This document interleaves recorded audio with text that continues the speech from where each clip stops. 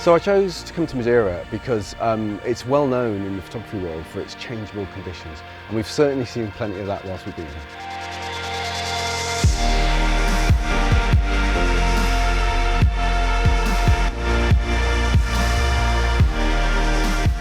Being able to get from the coast all the way up to the top of a mountain within a matter of an hour is just amazing, absolutely amazing.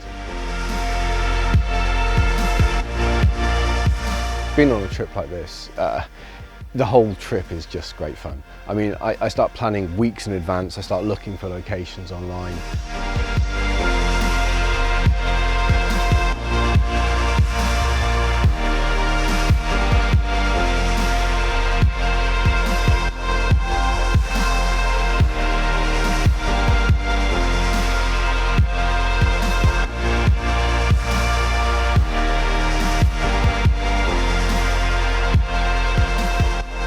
We are on the third highest point in Madeira and we're getting ready to go and shoot. I'm very excited.